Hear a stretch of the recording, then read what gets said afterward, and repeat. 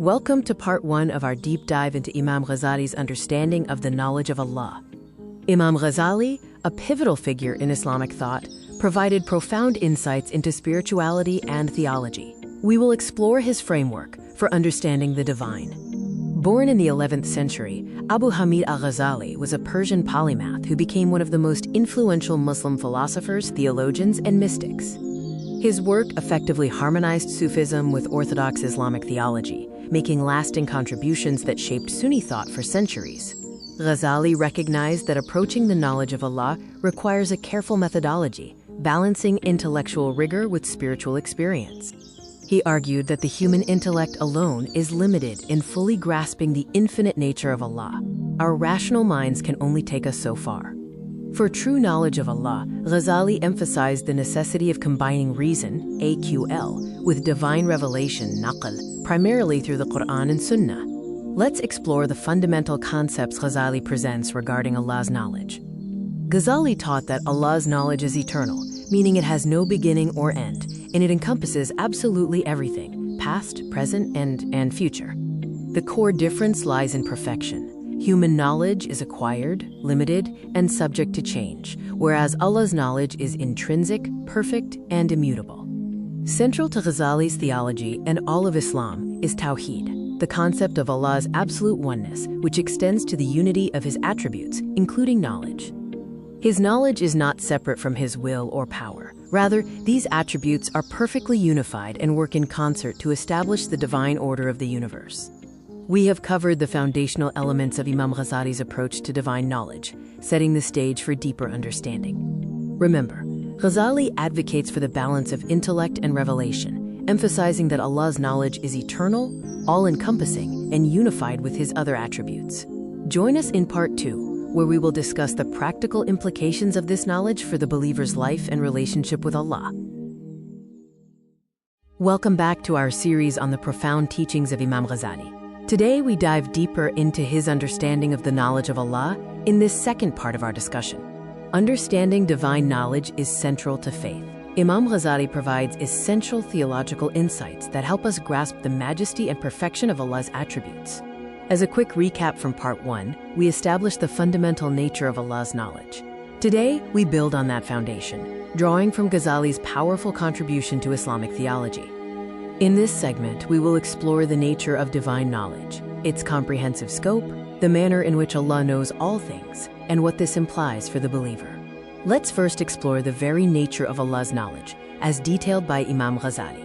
Ghazali emphasizes that Allah's knowledge is truly total. It encompasses everything, from the smallest atom to the vast expanse of the cosmos, spanning all time, past, present, and future. Crucially, divine knowledge is an eternal attribute.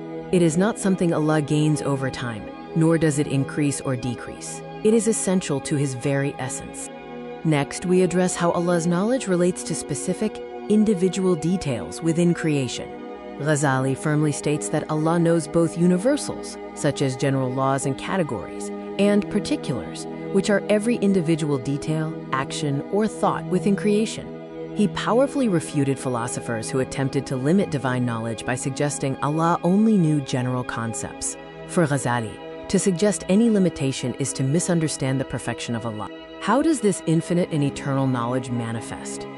Allah's knowledge is innate and unacquired, famously referred to as the keys to the unseen. He doesn't need to observe or calculate. His knowledge is absolute and perfect from eternity. Human knowledge is limited and acquired through senses, intellect, or experience. Allah's knowledge, however, is direct, instantaneous, and independent of any means or tools. This profound theological understanding of Allah's knowledge has significant implications for how a believer should live and worship. Realizing the perfection and totality of Allah's knowledge strengthens our faith. It is a profound realization that affirms his absolute majesty and oneness. This profound understanding of divine knowledge naturally cultivates taqwa, or the fear of Allah. Knowing that he is aware of every hidden intention instills genuine sincerity and devotion in the believer. Let's bring together the key points from Ghazali's teaching on the knowledge of Allah. In summary, Ghazali teaches us that Allah's knowledge is eternal and encompasses all things, both universal and particular. It is independent of all creation and serves as a call for us to live in sincere awareness of His presence. Thank you for joining this exploration into Imam Ghazali's monumental theological insights. To deepen your understanding, we encourage you to read his works on the attributes of Allah. Welcome to part 3 of our series on Imam Ghazali's teachings on the knowledge of Allah.